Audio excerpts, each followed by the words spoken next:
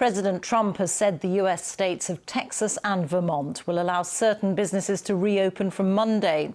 At the daily White House briefing, Mr. Trump said there were signs that the virus had passed its peak.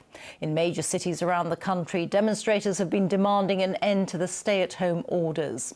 Professor Brahma Mukherjee, who is Professor of Global Health and Epidemiology at the University of Michigan, said the US would have to be careful as it eased the lockdown. I want to filter out the political biases and agenda from the scientific conversation. So what I'm interested in is working with my colleagues in economics and policy to come back with an optimal route to come back to normal. And the fact is we just have slowed down in our case counts. We have not turned the corner in many places, and there are new peaks coming out. So it would be quite short-sighted to open in a hasty way and really undo the social distancing work that all of us have done together. And humans are finally ultimately beating the dire model projections.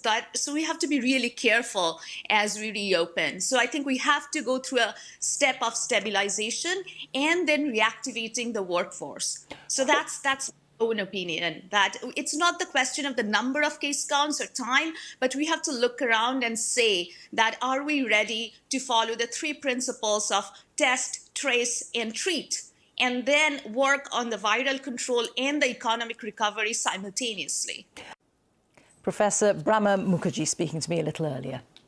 South Korea has reported only 8 new coronavirus cases in the last 24 hours. It's the first time in 2 months that the country has seen only a single-digit increase in infections. As our correspondent Laura Bicker reports, the authorities in Seoul have now announced that they plan to ease restrictions on social gatherings. Right from the very first case, which was January the 20th. Remember, that's the same day as the United States announced its first case of coronavirus. The difference here was that within 17 days, this country had created a test and 100 laboratories ready to process those tests. Right from the outset, they decided to go after this virus aggressively.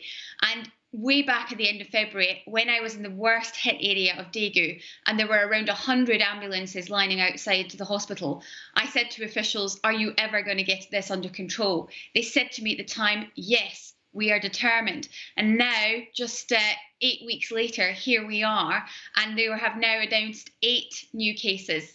The last 6 days, it's all been under 20 daily new cases. And it's worth mentioning, Rita, that 5 of those 8 new cases today come from overseas arrivals, where they're testing everyone at the airport and also demanding that everyone arriving undergo 14 days quarantine.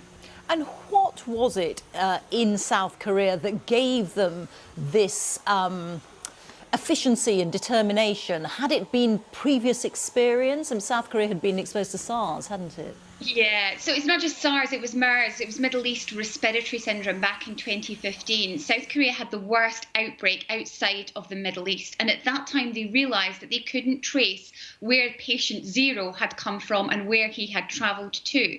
And at that point, they recreated laws to try to track and trace those with the infection. So it means that right now, the government can, if I had coronavirus, the government would track me using my phone. I would also be required to fill in details of how I was feeling each day. The minute that I went outside my quarantine area, the phone would ring. So that's the kind of tracking and tracing measures they were used. Also at the time, I've been told that the day that the first patient was diagnosed, they started to realise how contagious this virus was. So they realised they needed a test, and they needed a test quickly. They told 4 laboratories that they needed a test, and they had this kind of partnership between private and public health, which allowed 1 laboratory to come up with a test within a week. 4 others came up with other tests. So that's how they've managed to do it quite quickly. Experience, and also this kind of public-private partnership, which has allowed infectious disease specialists to come to the forefront.